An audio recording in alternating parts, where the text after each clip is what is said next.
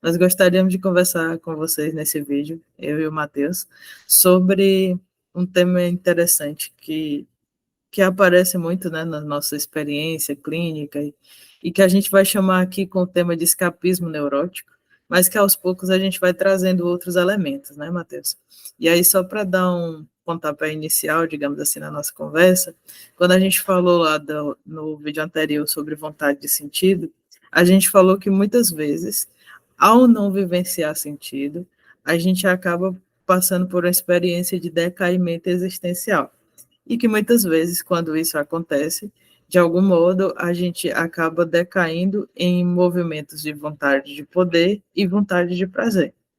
E estou trazendo esses elementos aqui, retomando um pouquinho da nossa conversa do vídeo anterior, porque ela é, digamos assim, um plano de fundo, é um fundamento inicial para a gente conversar sobre esse escapismo, sobre essa experiência decaída existencialmente, né, humanamente, em que a gente, de alguma forma, busca escapar, busca fugir do que nos acontece, das situações tensas que estamos vivenciando. E aí eu queria te ouvir um pouquinho sobre esse tema do escapismo, da fuga, né? E como isso tem aparecido na tua experiência profissional.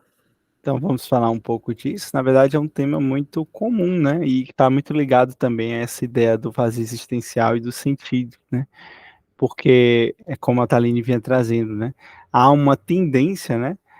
Muito grande de um escapar, né? E aí, dentro dessa vivência de fuga, isso não corresponde necessariamente a um processo de adoecimento, mas muito mais expressa uma vivência de inautenticidade, né? Onde muitas vezes há um decaimento existencial por parte das pessoas, porque se voltam, abrem mão, né, digamos assim, diante das situações tensas ou difíceis que lidam, né, é, e passam a vivenciar algo no sentido de um prazer ou um poder, né, que seriam compensações daquela vivência originalmente humana, né, do sentido, assim, de uma busca por um sentido em sua vida. Muitas vezes, dentro de uma experiência de vazio existencial, isso vai se dar de que forma? Através, por exemplo, de um tédio, de uma indiferença, de uma apatia diante da vida, diante das situações. As pessoas vão passando a viver a vida, as suas vidas, né, de uma forma meio que desimplicada, né? É, é, Sem nenhum tipo de afeto, motivação ou ânimo, né, para se viver essa experiência.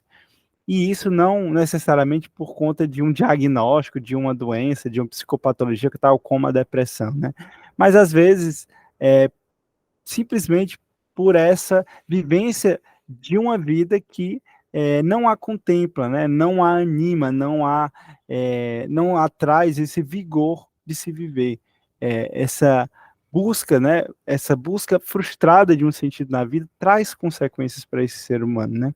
E uma dessas consequências tem essa vivência de um afastamento daquilo que a vida lhe coloca como uma convocação, né? Como aquilo que cabe somente a nós.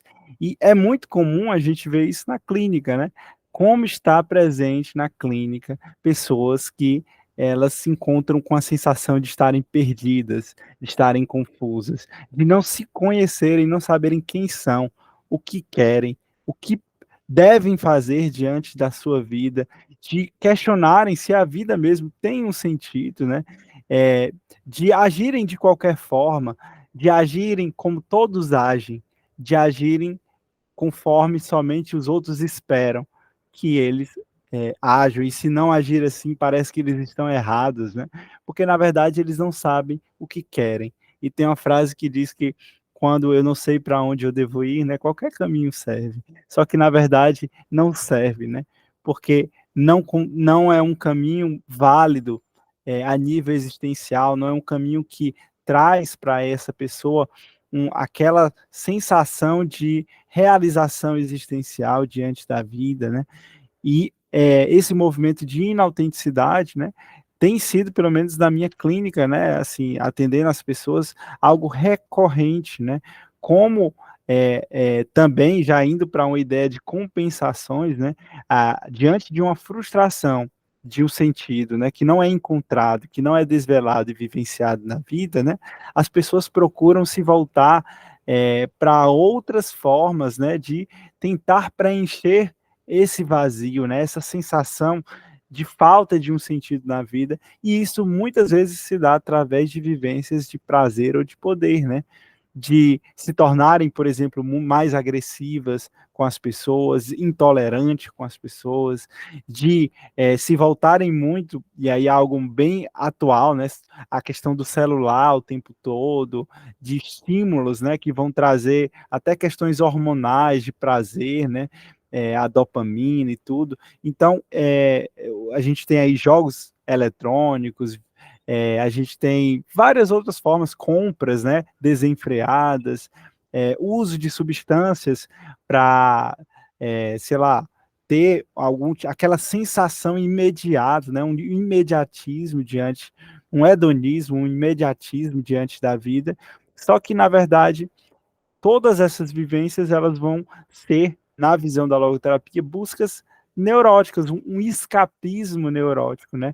Um desvio daquilo que seria a real solução para essas angústias e essas inquietações humanas que não são artificialmente produzidas ou não podem ser contempladas a nível existencial por essas vias que se procura diante dessas compensações, né? E aí, acho que isso é um pouco do que eu queria trazer sobre essa ideia do escapismo. Muito bom, Matheus. E aí, assim, só para ir dialogando com o que você falou, né? Eu acho que quando a gente falava de sentido da vida, no outro vídeo, a gente falou do sentido que ele não pode ser inventado, né? Assim, na perspectiva do Frankl, nós falaríamos de um sentido que ele deve ser descoberto. Só que a gente precisa ter em mente alguns elementos que a gente trouxe no outro vídeo, que assim, para haver essa descoberta de sentido, nós precisamos estar abertos a um diálogo com o mundo, nós precisamos estar também presentes dentro dessa experiência e ser capazes de estar em diálogo com ela. Só que muitas vezes essa situação que nós vivenciamos, ela é tensa ou ela pode guardar algum conflito, né? E muitas vezes talvez não estejamos suficientemente corajosos, digamos assim, em determinados momentos, para enfrentar esses conflitos, para nos permanecer presentes diante dessa tensão. E aí, muitas vezes, o que pode vir a acontecer é a gente buscar desviar desses conflitos e dessas tensões, nos fechando em nós mesmos, né? Em refúgios seguros, ou que a gente entende como seguros.